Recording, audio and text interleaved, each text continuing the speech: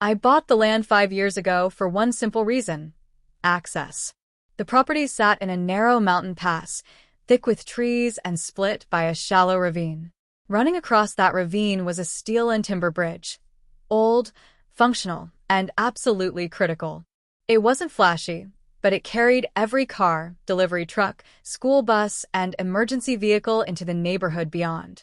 The listing was very clear: private land, private road, private bridge. No HOA ownership. No shared maintenance. No public dedication. I confirmed it again during escrow, during the survey, and again at closing. Clean title. No easements recorded. The bridge was mine. For years, nothing happened. I maintained the bridge myself, paid for inspections, reinforced the supports, and kept it safe. The neighborhood benefited quietly. Nobody complained when snow was plowed. Nobody asked who paid for repairs. They just crossed it every day like it was air, always there, never questioned. That changed the morning orange spray paint appeared on the guardrails. I found the markings when I went out to check a loose plank. Red XS on the beams. Numbers scribbled near the bolts. A laminated notice zip-tied to the railing read, "Unauthorized structure, scheduled for removal." No county seal. No permit number. Just an HOA logo I didn't recognize. I called the number listed. A woman answered like she'd been waiting. She told me the bridge was non-compliant, unsafe, and an eyesore. I told her I owned it. She said the HOA had voted. I told her they didn't have authority here. She laughed and said, "We'll see." 2 days later, I heard machinery. By the time I got there, a contracted crew was already unbolting the railings. A skid steer sat at the edge of the ravine. The foreman said he was hired by the HOA to remove the bridge. I told him to stop immediately. He showed me a work order. HOA letterhead. No permit. No owner authorization. I told him he was trespassing and dismantling private infrastructure. He shrugged and said, "Take it up with them." I did. The HOA president arrived in an SUV, clipboard in hand, acting like this was routine. She told me the bridge had always belonged to the community and that the HOA was taking responsibility. I asked her to show me the easement. She said it was implied. I asked for the recorded document. She said I was being difficult. I warned her, calmly, that this bridge was the only access road, that tearing it down would cut off the entire neighborhood. She waved it off and said they'd figure something out. I told her to stop the crew, or I'd call the county. She told me to call whoever I wanted. By noon, the bridge was gone. Just a gap where the road used to be. On one side, me, my land, my equipment. On the other, dozens of homes suddenly unreachable by car. Confused residents gathered. Delivery trucks turned around. A school bus stopped short and honked. Phones came out. Voices rose. The HOA president looked pale for the first time. That's when I told her the sentence that changed everything. "You just destroyed the only legal road you have, and I own it." Silence followed. Not shouting. Not arguing. Just the sound of people realizing something irreversible had happened. And that was only the beginning. Started with the consequences rolling in faster than anyone expected. Within an hour of the bridge coming down, the reality hit hard. Emergency services called first. The dispatcher wanted to know why their GPS route ended at a ravine. Then the school district called, followed by a delivery company whose truck was now stuck idling at the edge of my land. Each call ended the same way: no bridge, no access, private road. The HOA president tried to regain control. She told residents to remain calm and claimed a temporary alternative route was being arranged. There was no alternative route. The surrounding land was steep, forested, and privately owned by people who definitely hadn't agreed to become a detour. Still, she kept talking, louder now, like volume could summon asphalt. By mid-afternoon, residents were walking down to the gap to see it themselves.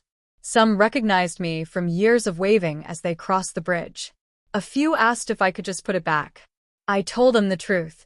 The structure was dismantled and damaged without permission, and no one was touching my land again until lawyers sorted it out. That's when frustration turned toward the HOA. Someone pulled the county records on their phone.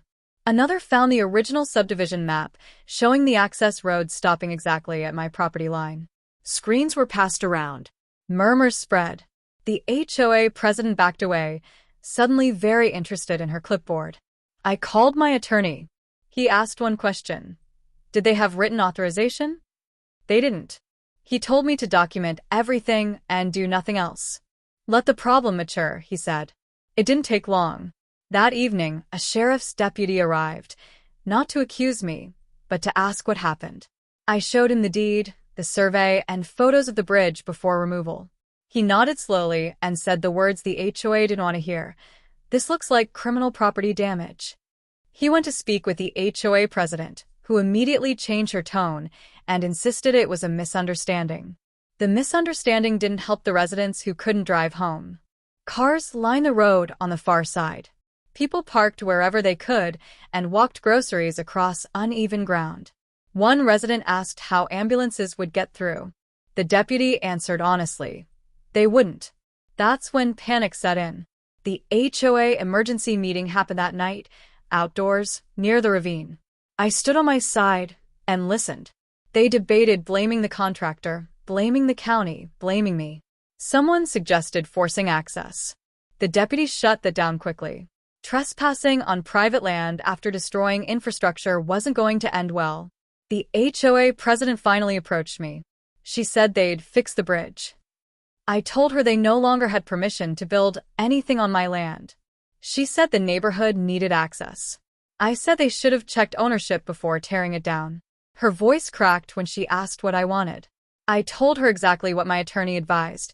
Restoration at their expense, damages paid. Recorded easement negotiated properly, or the road stays closed. No shortcuts. No assumptions. No implied authority. The power dynamic had fully inverted. The HOA wasn't issuing notices anymore. They were making calls, sending emails, and realizing too late that they'd confused convenience with control. The bridge wasn't just wood and steel, it was leverage. And they destroyed it without realizing whose hands it was actually in. Began with lawyers replacing loud voices. By the next morning, my attorney had sent formal notices to the HOA, the contractor, and their insurance carrier. The language was precise and unforgiving. Unauthorized demolition, trespass, destruction of private infrastructure, and consequential damages. The HOA's tone shifted overnight, from confident to careful to frantic. The contractor called first. He claimed he'd been misled, that the HOA assured him they owned the bridge. My attorney asked for the written authorization proving that claim. There was none. The contractor's insurer requested photos, surveys, and proof of ownership. I sent everything. By noon, they stopped defending the job and started calculating exposure. The HOA board requested an emergency mediation. I declined. Not out of spite, but strategy. Until the bridge was restored properly, access remained closed. Temporary fixes weren't acceptable. This wasn't about inconvenience anymore, it was about precedent. If I allowed them to rush a solution, they'd learn nothing. Pressure mounted from the residents. Emails leaked. Group chats exploded. The HOA president was accused, accurately, of acting without verification. Some homeowners demanded her resignation. Others wanted me to be reasonable. I understood their fear, but fear didn't change the facts. They weren't entitled to my road simply because they'd used it for years. The county entered next. A civil engineer inspected the site and confirmed what I already knew. Removing the bridge without a permit violated multiple codes. The county issued a notice of violation to the HOA, not to me. That distinction mattered. It meant the official record now reflected who acted unlawfully. Emergency services weighed in publicly. The fire chief sent a letter stating the neighborhood was temporarily inaccessible and that response times would be affected. The HOA circulated it quietly, hoping to avoid panic. It had the opposite effect. Panic doesn't stay quiet. At a second sheriff visit, the HOA president asked, on record, whether they could compel access. The deputy answered no. Private land, no easement, no emergency order. He advised them to resolve it legally and quickly. That afternoon, the HOA's attorney finally acknowledged reality. He requested terms. My attorney proposed them. Full reconstruction to engineering specs, paid entirely by the HOA and their insurer. Compensation for loss of use, a recorded, paid easement with maintenance obligations, and a public retraction acknowledging the HOA had no authority over the road. No agreement, no bridge. They balked. They countered. They stalled. Meanwhile, residents kept walking groceries uphill. The turning point came when the insurer threatened to walk away unless the HOA accepted responsibility. Without coverage, the cost would land squarely on the HOA and its board. That night, the HOA president resigned. The board voted to accept my terms. Construction plans were approved, engineers hired, and paperwork drafted. The bridge would return, but this time, with clarity carved into the record. The neighborhood learned an expensive lesson. Access is not ownership, and authority assumed is authority lost the moment it's tested. The ravine stayed quiet that night. No machinery. No shouting. Just a gap waiting to be filled, properly, legally, and with respect it should have had from the start. Unfolded slowly, the way consequences usually do once panic gives way to paperwork. Engineers arrived first, serious people with tripods, clipboards, and no interest in HOA politics. They surveyed the ravine, tested soil, and measured load requirements that exceeded what the old bridge had ever needed. The irony wasn't lost on anyone. The replacement would be stronger, safer, and more expensive, all because someone assumed ownership they didn't have. Construction couldn't start immediately. Permits had to be issued, inspections scheduled, and environmental protections put in place. All of it went through the county under my name because it was still my land. The HOA paid every invoice quietly now. No emails to residents boasting about taking action. No spray-painted markings. Just checks being cut and documents being signed. The recorded easement took longer. My attorney insisted on clarity down to the inch, with maintenance obligations, insurance requirements, indemnification clauses.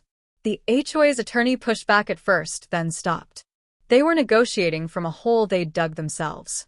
When the document was finally recorded, it spelled out what should have been obvious from the beginning.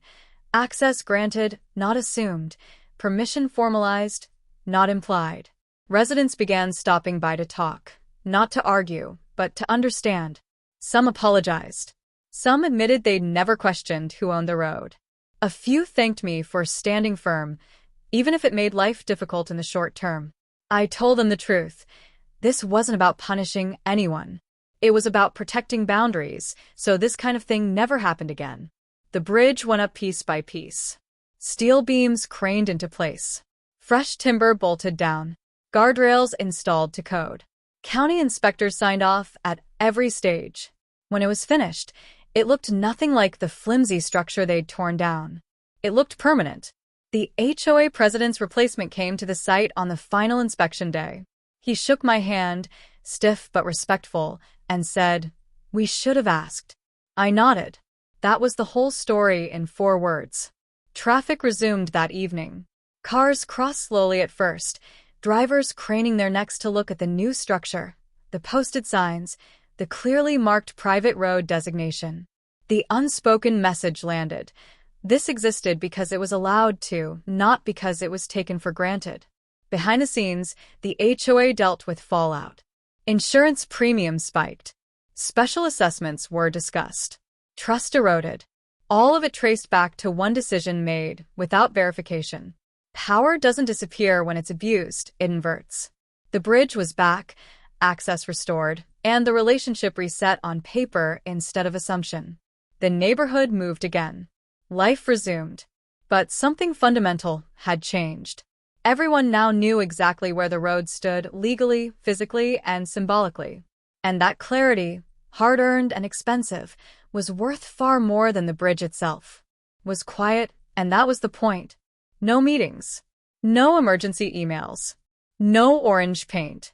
The bridge carried traffic again the way it always had, except now everyone understood why it existed and who allowed it to. Ownership had been clarified, authority corrected, and assumptions retired.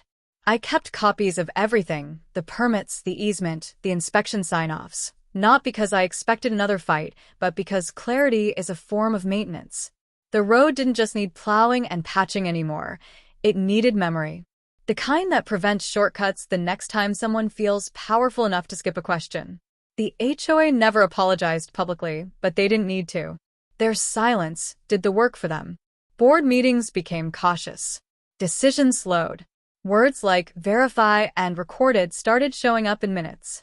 The neighborhood learned that governance without humility turns expensive fast. Residents stopped taking the bridge for granted. You could see it in how they drove, slower, more aware. A few waved when they passed my gate, the way people do after surviving something together. The relationship wasn't warm, but it was honest. Months later, an emergency vehicle crossed the bridge during a winter storm. I watched from the porch as the lights reflected off the steel rails. It crossed smoothly. That moment justified every stubborn decision. Access matters. So, does accountability. I didn't raise tolls. I didn't restrict hours. I honored the easement exactly as written. Power doesn't have to flex to be effective. It just has to be real. The bridge stands now as infrastructure and lesson combined. Not everything used is owned. Not everything familiar is free. And not every authority figure has authority until the paperwork says so. That's the truth they learned when they tore it down.